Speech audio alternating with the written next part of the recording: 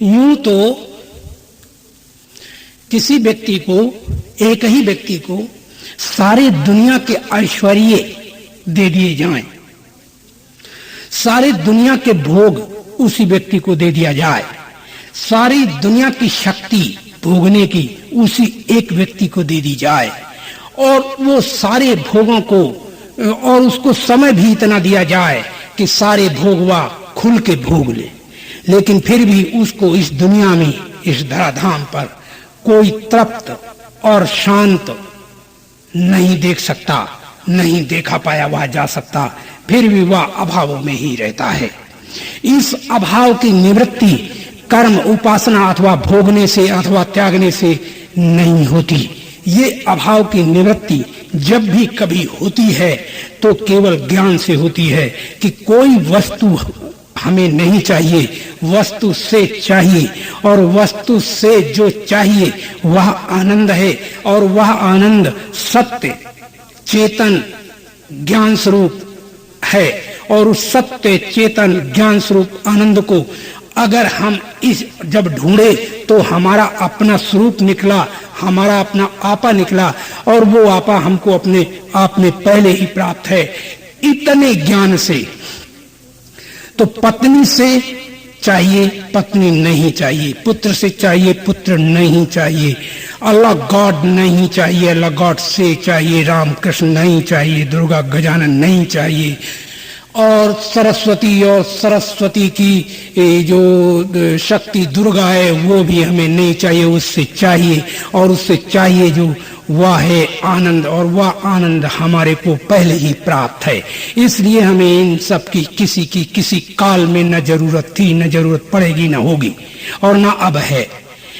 ऐसा ज्ञान जिसको होता है वह तो हमारे पास पहले ही है, फिर हमको इन सब बातों के पीछे भागने का क्या अभिप्राय हो सकता है।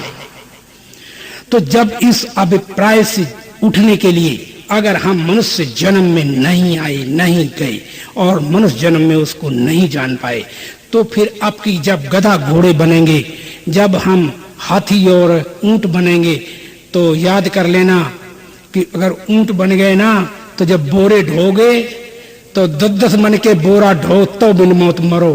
इसलिए याद करना कि तुम मरोगे जरूर रो रो के, इसलिए समझा देता हूं कि तुम इस जगह मत आना, ऐ दुनिया वालों मत आना। यहाँ जो है सदा सदा क्लेशों से रहित प्राणी नहीं हो सकता। आइए अपनी जगह।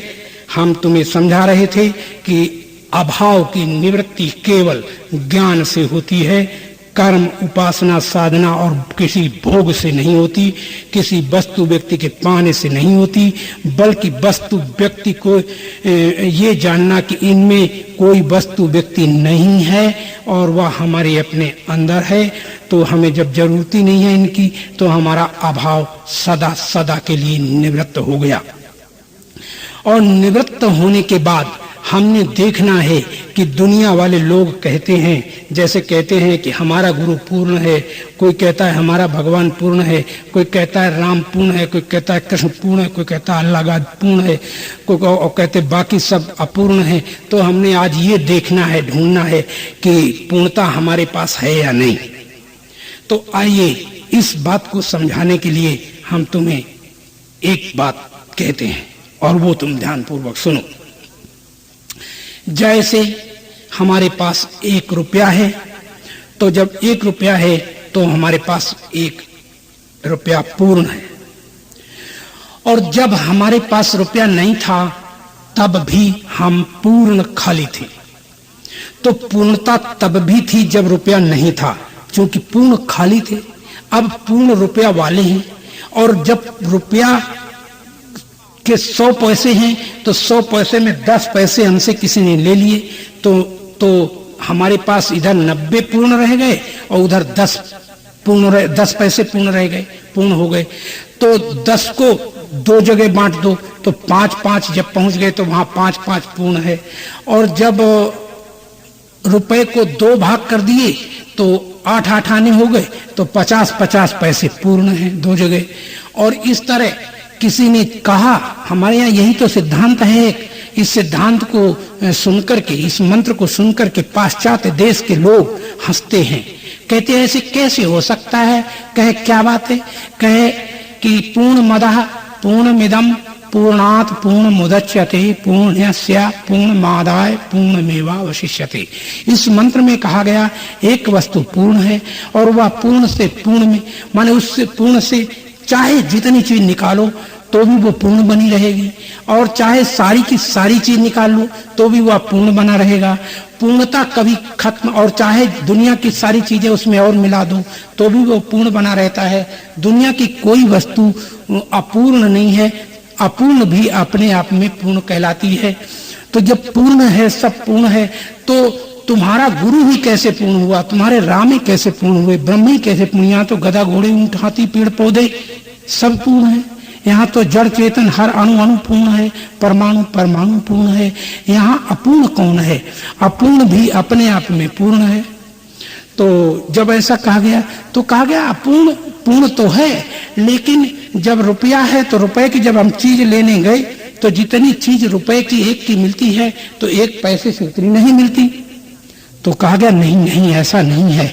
बोले एक जगह एक रुपए की जितनी चीज मिलती है, एक पैसे की दूसरी जगह वही चीज एक पैसे से भी मिल जाती है, और वही एक रुपए से जो चीज मिलती है वो बिना पैसे भी उतनी कोई दे देता है। तो यही कैसे कहा जा सकता है कि रुपए से ही ये चीज प्राप्त होती है, बिना रुपया प्राप्त नहीं होती। तो वो हर समय हर अवस्था में कोई ऐसी वस्तु हमें कोई दिखाए कि जो अपूर्ण हो। इस त्रैकाल जगत में आप पूर्ण, जगत सब पूर्ण, यानी पूर्ण से पूर्ण उपजता है, पूर्ण से कभी अपूर्ण नहीं उपजता। तो जब लोग कहते हैं कि परमात्मा एक है और हम सब अंश रूप हैं, उसके हम टुकड़े हैं, तो वो ये भूल जाते हैं कि परमात्मा पूर्ण है और पूर्ण में कभी टुकड़े होते ही नहीं। तो अंश अंशी भाव जहां लिखा गया है कि परमात्मा का अंश जीव है, तो वहां पर ये युक्ति जानना चाहिए कि परमात्मा बिना नाम का था, तो जब बिना नाम का था तब वो पूर्ण था, और जब नाम वाला हुआ तब भी वो पूर्ण हुआ। तो जब कोई ने कहा कि राम एक वचन है तो उन्होंने कहा ठीक, और अंश बहुवचन है तो बहुवचन में आएगा, तो हम कहेंगे कि जब बहुत अंश हो जाते हैं तब भी वो पूर्ण होता है, और जब एक वचन में रहता है तब भी वो पूर्ण होता है। बोले कैसे? तो उसने कहा कि जब एक नाम है पूर्ण, तो वह जिसके नाम रूप नहीं थे वह अपने आप में पूर्ण था, और जब नाम रूप हमने उसके रख दिए तो तब भी वो पूर्ण रहा। जब हमने जैसे हमने कहा वो पूर्ण है, तो हमने कहा अंशु, तो अंश भी एक नाम है, अंशु एक नाम है उसी का, तो पूर्ण को ही हम अंशु कह रहे हैं, और पूर्ण को ही हम पंचम सिंह कह रहे हैं। तो वहां वो 5 नहीं है, वो एक ही है। और जब हम कहते खष्टम सिंह, तो वो खष्ट 6 नहीं है, वो एक ही है। जब हम कहते हैं हजारा मल, तो वो 1000 नहीं है, एक ही है। जब हम कहते हैं लखपति, तो वो लाख नहीं है, वो एक ही है। इसी तरह अंश अंशी भाव भी उस परमात्मा के नाम है। अंश अंशी उसका टुकड़ा तो कभी हुआ ही नहीं, क्योंकि वह अपने आप में पूर्ण है, और पूर्ण जो होगा उसका टुकड़ा हो ही नहीं सकता। और उससे जो चीज ये नियम है, ये याद रखना चाहिए कि अगर कोई पूर्ण वस्तु है उससे कितना भी चीज निकालोगे वो सब पूर्ण होगी, और जैसा जिसका कारण होता है वैसा ही उसका कार्य उपजता है। तो जब पूर्ण से पूर्ण ही पैदा होगा, अपूर्ण हो नहीं सकता। तो अंशी भाव जब कहोगे तो वह अंशी कभी नहीं हुआ, वह सदा अपने आप में आप ही रहा। ये सब नाम रूप हैं और वह एक ही के हैं, अनेक के नहीं। जब हम कहते करोड़ी मल, तो करोड़ी मल एक वचन है, लेकिन वह करोड़ नहीं है।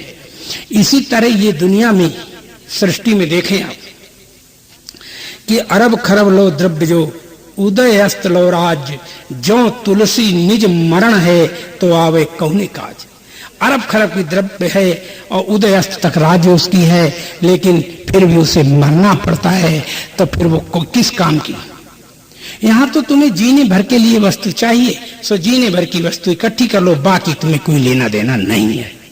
और आज वह दिन सतयुग से ज्यादा अच्छा है, त्रेता से ज्यादा अच्छा है और द्वापर से ज्यादा अच्छा है कि आज हमारे यहाँ ये नियम है कि हम जब किसी को सर्विस देते हैं तो वो सर्विस में फिर उसको हम जब रिटायर करते हैं तो उसकी पेंशन बांध देते हैं और वो जब तक जीता है तब तक उसकी पेंशन उसे मिला करती है।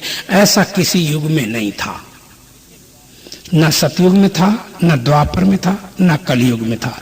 सब अपनी प्रजा पर कृपा करके उसको कुछ देते थे और यहाँ देने लेने की कृपा करने की जरूरत ही नहीं। जिसने काम कर लिया उसका वो पेंशन बन गया, उसमें कृपा करो या ना करो, अपनी दूर रखो, लेकिन फिर भी उसको उतने पैसे तो मिलेंगे ही जितने उसकी पेंशन बनती है।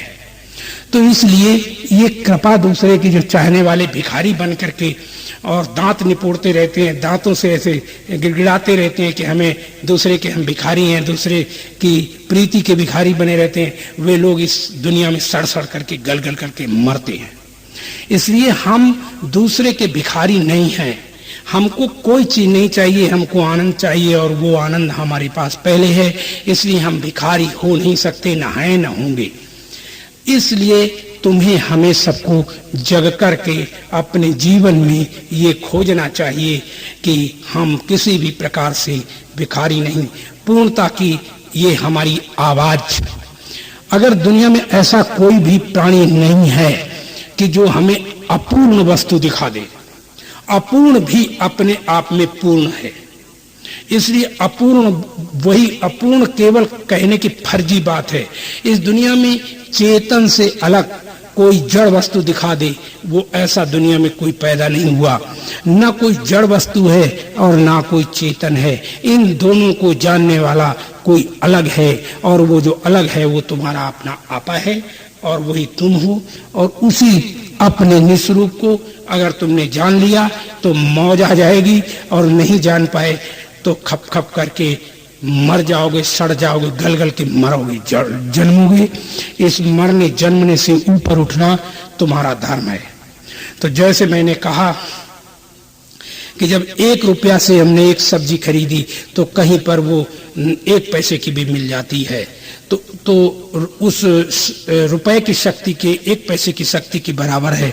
कहीं कहीं वो फ्री में भी मिल जाती है, तो जब कोई पैसा नहीं है तब भी वो मिल जाती है। तो इसलिए हर चीज अपनी जगह पर पूर्ण और उतनी ही शक्ति रखती है जितनी शक्ति एक बहुत बड़ी चीज में है उतनी ही एक छोटी वस्तु में है। जैसे एक गेंद उठा लें तो गेंद जो है पूरे में अपनी शक्ति रखता है, और सुई की नोक पर उस गेंद को जब हम टांग देते हैं तो जहां पर सुई उसमें चुभी हुई है उसने उतनी ही शक्ति ने, उसी ने उतनी ने सारे गेंद को अपने ऊपर धारण कर लिया। तो वो छोटी सी छोटी जगह भी सारे गेंद को संभालने में समर्थ होती है। ऐसे ही जो छोटे से छोटा अणु परमाणु है वह उसी बड़ी से बड़ी शक्ति के बराबर है। कभी शक्ति छोटी बड़ी नहीं हुआ करती। इसलिए जो समझदार लोग हैं तो कभी किसी को छोटा नहीं जानते और सब कुछ समान जान करके व्यवहार करते हैं, और वो इस संसार में मोद मौज लेकर के और संसार से जाते हैं, हंसते हुए जाते हैं। और जो लोग छोटी बड़ी शक्ति मानते हैं, छोटी बड़ी स्थिति मानते हैं, तो वे लोग उस परमात्मा तक नहीं पहुंच पाते। इसलिए हमारा ये निवेदन है कि कहीं अपूर्ण वस्तु दुनिया में नहीं है, सब पूर्ण है। पूर्ण से पूर्ण जगत पूर्ण ही है, ये निश्चय करो पूर्ण में पूर्ण मैं हूं। ऐसा जानना हमारा तुम्हारा धर्म है, यही हमारी पूर्णता की निशानी है। इस पूर्णता के कारण हमें अपने सत्य वस्तु को जानने में हमारी कीमत बनी रहती है। ये पूर्ण वस्तु हमारा निजानंद है। इसीलिए हमने तुम्हें कहा था पूर्ण से पूर्ण जगत पूर्ण ही है, और ये निश्चय करो पूर्ण में पूर्ण मैं हूं। माने सब में पूर्ण है अपूर्ण है, दोनों चीजें हैं, लेकिन ये पूर्ण को जानने वाला नहीं है तो पूर्ण भी पूर्ण नहीं होगा। इसलिए सबकी सत्ता तुम्हारे से है, वह दूसरे से सत्ता किसी की नहीं कहीं। तो जिससे सबकी सत्ता है वो तो तुम्हारा अपना निजानंद है और अपना स्वरूप ही तुम्हारा स्वरूप है। बाकी इस दुनिया में कोई स्वरूप अलग तुमसे सब जड़ हैं, तुमसे अलग चाहे राम, चाहे श्याम, चाहे अल्लाह, चाहे गॉड, चाहे जितने नाम वाले लोग हैं, ये सब जड़ पदार्थ हैं। और चूंकि इनमें जानने वाला एक है, और जानने वाला इसीलिए वेद ने ये बात कही थी कि आत्मा वारे द्रष्टव्या, श्रोतव्या, मंतव्या, निधिध्यास्तव्या।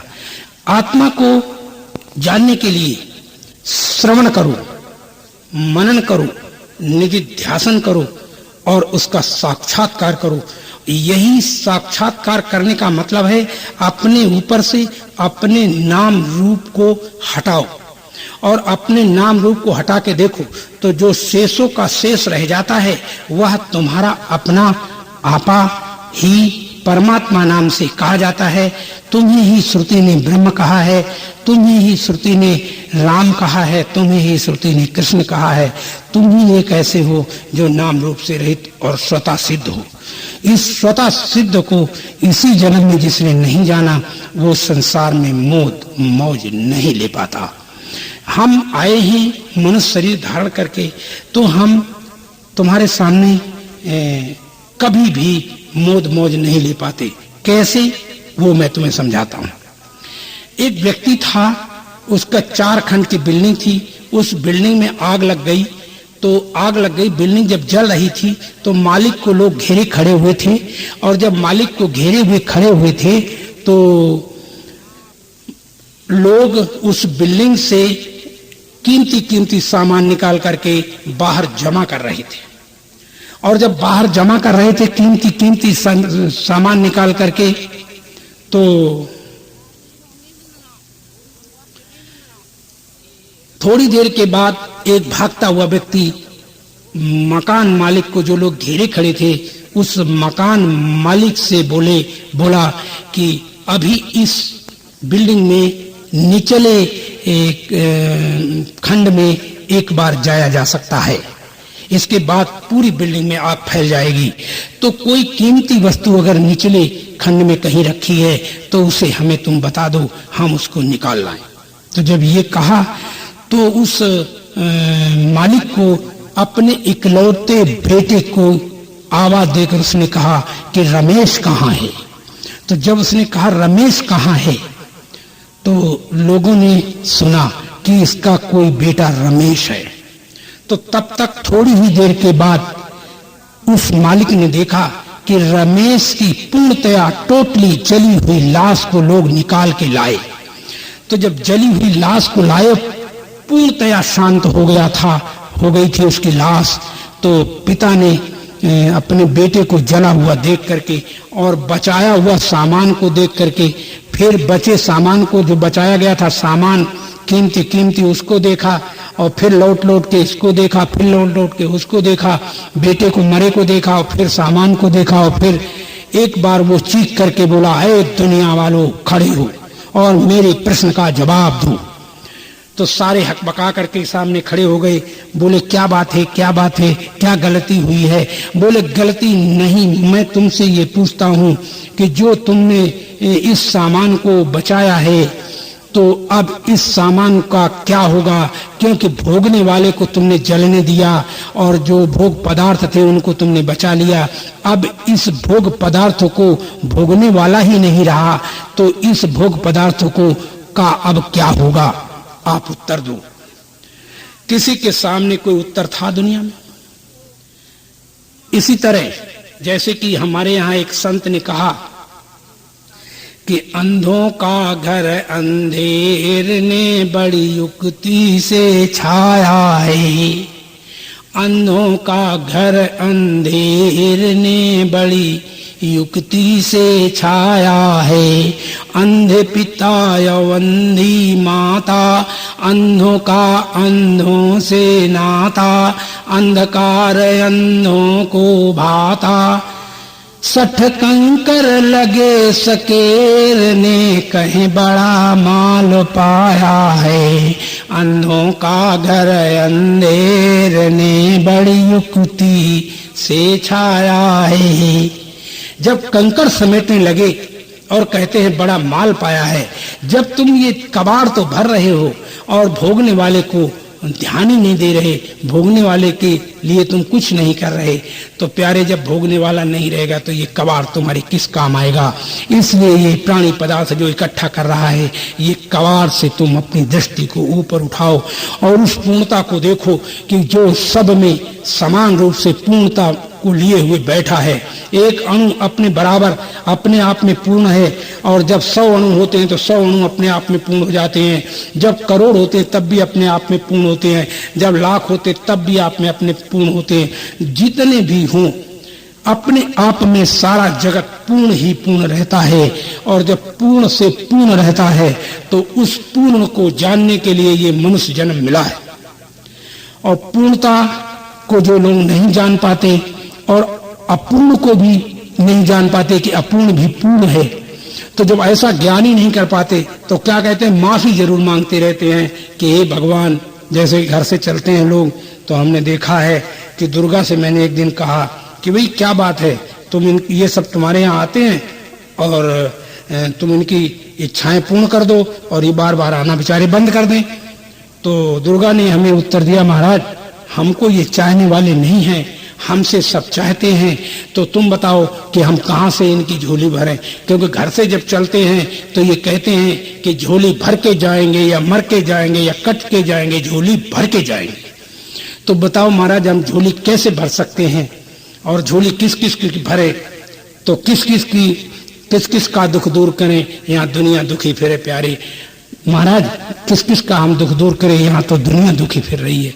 और दुनिया, जब हमने उससे पूछा कि दुर्गा सच बता कि ये दुनिया दुखी है, तो कहा यही तो रोना है कि दुनिया दुखी नहीं है लेकिन फिर भी अपने को दुख स्वरूप मानती है, मैं क्या करूं। और फिर भी मेरे यहाँ सर पटकती आकर के, जबकि इसको दुख नाम की कोई वस्तु न थी, न है, न होगी। सारी दुनिया में दुख नाम की वस्तु होती नहीं, केवल दिखाई देती है, और जो दिखाई देती है वो केवल अज्ञानियों को दिखाई देती है, ज्ञानी इसमें मौज लेता है। क्योंकि कोई वस्तु आप देखें तो कोई भी वस्तु आप देखें तो जैसे आपने अपूर्ण कहा, तो वो जब तौला करके किसी से देखोगे तो वो तौल करके उसका वजन बता देगा, इतना वजन इसका पूर्ण है। और जब पूर्ण वस्तु ही नहीं होगी तब वो कहेगा पूर्ण खाली है। तो पूर्ण सदा बना रहेगा, सब चीज नष्ट होगी, पूर्ण नष्ट नहीं होता। ये पूर्ण ही परमात्मा है, और पूर्ण परमात्मा को जानकर जो लोग उस पूर्ण परमात्मा को नहीं जान पाते और पूर्ण परमात्मा ही बने रहते हैं, तब वह अज्ञान में डूबकर जन्मते मरते सड़ते गलते रहते हैं। इसलिए इस सड़ने और गलने से बचने के लिए तुम्हें पूर्णता जानना जरूरी है। तुम्हारी पूर्णता, तभी तो मैंने कहा था पूर्ण से पूर्ण पैदा होता है, पूर्ण से अपूर्ण कभी पैदा ही नहीं होता। क्योंकि जिसका कारण जैसा होता है वैसा ही कार्य उपजता है।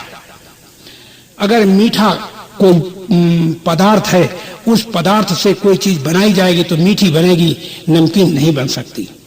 इसलिए ये परमात्मा पूर्ण है, और उस पूर्ण से अपूर्ण कोई हुआ नहीं। केवल अपूर्ण एक शब्द है जो भ्रांति मात्र है। इस दुनिया में कोई ऐसी चीज नहीं जो पूर्ण नहीं है। इस अपनी पूर्णता को मनुष्य जन्म में अगर तुमने नहीं जाना तो प्यारे कभी तुम उस परमात्मा तक पहुंचने में समर्थ नहीं होगे।